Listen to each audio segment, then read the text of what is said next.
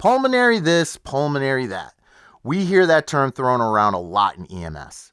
In this video, I'm going to go over and briefly explain some of the most common pulmonary terms so you can get a leg up in EMT class. So stick around.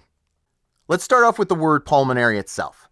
It literally means pertaining to the lungs. So anytime you hear that term, understand that we're talking about something that has to do with the lungs or the respiratory system. Pulmonologist. A pulmonologist is a medical doctor who specializes in, you guessed it, the lungs and the respiratory system. So if you have a patient who says they have an appointment tomorrow to see their pulmonologist, you know they're going to see them about their lungs or their respiratory system, not about gout, gonorrhea, or glaucoma.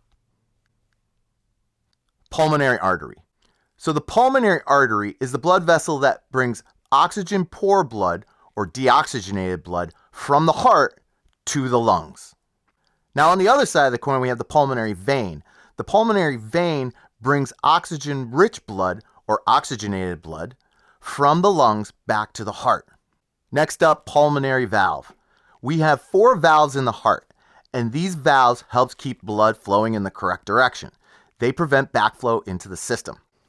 The pulmonary valve is the valve between the right ventricle and the pulmonary artery. Pulmonary disease. A pulmonary disease is any condition that affects the lungs or the respiratory system. So any disease that affects the air passageways, the lung tissue, or the circulation within the lungs. Pulmonary edema. So pulmonary edema is where fluid fills the air sacs or the alveoli.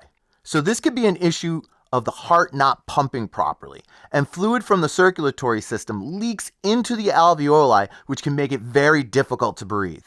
Next up, we have pulmonary embolism, or a PE. So a pulmonary embolism is where one of the pulmonary arteries, the vessels that send blood to the lungs, gets blocked. So this could happen when a clot forms somewhere else in the body, many times in the legs, where the clot will form and a small part will break off, and then it'll find its way through the circulatory system and then get lodged in the pulmonary artery or in one of the small vessels within the lungs. So pulmonary fibrosis. Pulmonary fibrosis happens when lung tissue gets damaged or scarred. So because of this scarring, the tissue becomes kind of stiff and doesn't allow the lung tissue to work properly, and therefore can make breathing very difficult. So this isn't a complete list, but it's a good start.